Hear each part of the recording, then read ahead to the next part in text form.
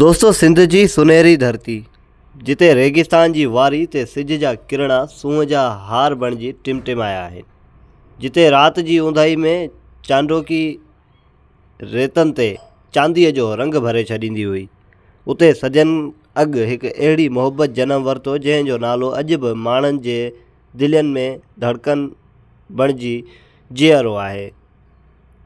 मूमल ऐं राणू जी लाज़वाल कहाणी। जी हाँ दोस्तों, उमरकोट में थर जी सरहद भरिसां जिते रेत जा टुकर समुंड जी लहरनि वांगुरु पखिड़ियल हुआ, उते हिकु शानदार महल हो जंहिंखे काक महल सॾियो वेंदो हो। उहो महल कंहिं आम इंसान जो न हो, उहो अक़ल, हिम्मत ऐं मोहबत जे इम्तिहान लाइ ठहियलु हो। उन महल में रहंदी हुई मूमल, हुसन, दानाई ऐं वक़ार जी मालिका। मूमल जे अखियुनि में रेगिस्तान जी शाम जहिड़ी घुरावत हुई, संदसि वारनि में राति जी ऊंदाहे जहिड़ी छांव ऐं संदसि ॻाल्हियुनि में अहिड़ो जादू जो ॿुधंदड़ पंहिंजो पाण विसारे वेंदा हुआ। केतिरा ई शहज़ादा, सरदार ऐं अमीर माण्हू संदसि हुसन जा किसा ॿुधी काक महल ॾांहुं ईंदा हुआ, पर महल जे अंदरि रखियल ॾुखियनि आज़माइशनि खे पार न करे सघंदा हुआ। काक महल में रॻो भितियुनि ऐं दरवाज़नि जो सिलसिलो न हो, उते धोखा, भरमायूं, जादुई राहूं, पाणी जा खूह ऐं अहिड़ा रस्ता हुआ जेके हर ईंदड़ जी अक़ल खे आज़माईंदा हुआ। जेको बि लालच या गरूर सां ईंदो हो, महल जे कंहिं न कंहिं भोल भली में फासी पवंदो हो। मूमल जो असूल साफ़ हो, जेको मूं ताईं पहुचणु चाहे थो, पंहिंजे दिलि, अक़ल ऐं हिम्मत सां साबित करे त हू सचो आहे। केतिरा ई आया, केतिरा ई हारिया, के वरी पंहिंजूं ज़िंदगियूं बि विञाए वेठा, पर मूमल जी दिलि अञा ताईं कंहिंजे नाले न थी हुई। दोस्तों, साॻिए वक़्तु सिंध जे ॿिए पासे राणू नाले हिकु बहादुर ऐं समझदार नौजवान रहंदो हो। हू रुॻो तलवार जो माहिर न, पर अक़ल ऐं हिम्मत में बि बेमिसाल हो। जॾहिं हुन मूमल जे हुसन में ऐं अक़ल जा किसा ॿुधा त संदसि दिलि में हिकु अजीब छिक पैदा थी, पर हुन वटि गरूर न हो, हुन वटि सचाई ऐं जस्तजू हुई। राणू जॾहिं काक महल वटि पहुतो त सिजु लहणु लॻो, रेत ते नारंगी रोशनी पखिड़िजी रही हुई। हुन महल में दाख़िल थियण खां अॻु पंहिंजो ज़हन साफ़ कयो, दिलि में नियत कई त मां हिते हुसन लाइ न, पर सचाई लाइ आयो आहियां। हू हर आज़माइश खे ध्यान सां ॾिसंदो वियो। जिते ॿिया माण्हू तकड़ कंदा हुआ, उते राणू सब्र इख़्तियार कयो। जिते ॿिया डिॼी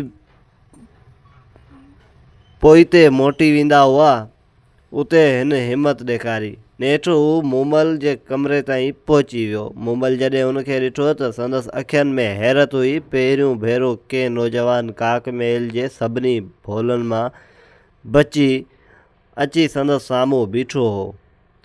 ॿिन्ही जूं नज़रूं मिलियूं ऐं उहो पल ॼण वक़्त खां ॿाहिरि थी वियो हो। उन ॾींहं खां पोइ मूमल ऐं राणू हिक ॿिए सां ॻाल्हियुनि, बेसनि ऐं खिल भोग में वक़्तु गुज़ारण लॻा। हू रुॻो हुसन जा क़ाइल न हुआ, हू हिक ॿिए जे अक़ल, सोच ऐं जज़्बनि जा बि मदाह हुआ। राति जो जॾहिं चंडु आसमान ते चमकंदो हो त राणू ॻुझीअ तरह काक महल ईंदो हो।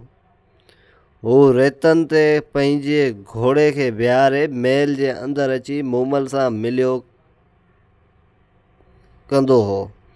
संदनि मुलाक़ातूं रेगिस्तान जे हवाउनि में राज़ बणिजी रहंदियूं हुयूं, पर दुनिया खे सची मोहबत कॾहिं क़बूल नाहे थींदी। हसद कंदड़ माण्हू हमेशह कंहिं न कंहिं साज़िश में लॻल हूंदो आहे। हिकु राति जॾहिं राणू काक महल ॾांहुं अची रहियो हो त कंहिं हसद कंदड़ शख़्स हुनजे ज़हन में शक जो ॿिज पोखे छॾियो। जॾहिं हू महल में पहुतो त हुन ॾिठो त मूमल जे कमरे में ॿियो को शख़्स मौजूदु आहे। असल में उहा मूमल जी भेण हुई, जेका कंहिं सबब करे संदसि बिस्तरे भरिसां वेठी हुई।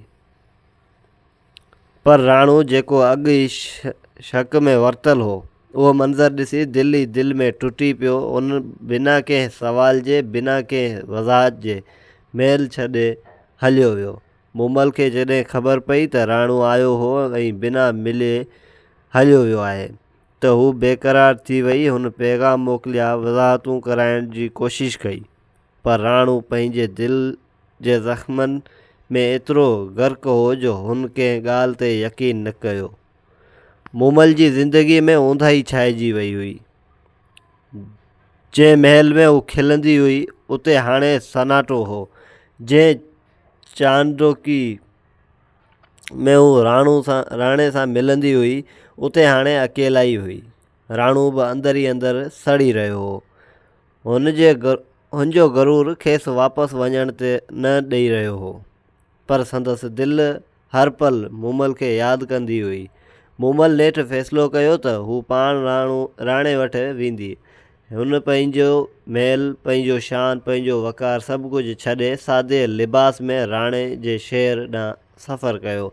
रेगिस्तान जे तपंदड़ ॾींहं ऐं थधियुनि रातियुनि में हू रुॻो हिकु आस ते हलंदी रही त शायदि राणो संदसि सचाई सम्झी वठे।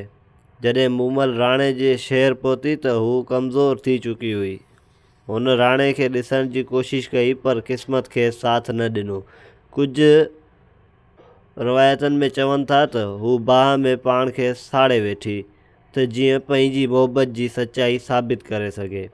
राणे जॾहिं इहा ख़बर ॿुधी त संदसि दिलि ते बिजली किरी पई। हू डोड़ंदो मूमल वटि पहुतो, पर हाणे देरि थी चुकी हुई। बाहि जा शोला मूमल खे पंहिंजी आगोश में वठी चुका हुआ। राणे बि हुन बाहि में टिपो ॾेई छॾियो, छो त हाणे ज़िंदगी बिना मूमल जे बेमाना हुई। अॼु बि जॾहिं थर जे रेतनि ते हवाऊं गूंजनि थियूं त माण्हू चवनि था त उहा मूमल ऐं राणो जी मोहबत जी सरगोशी आहे। संदन कहाणी सिर्फ़ु हुस्न जी न, पर एतमाद, सब्र ऐं शक जे नतीजनि जी बि आहे। सची मोहबत में सभ खां अहम शइ एतमाद आहे, जिते शक पर संदन अंजाम जहिड़ी न हुजे।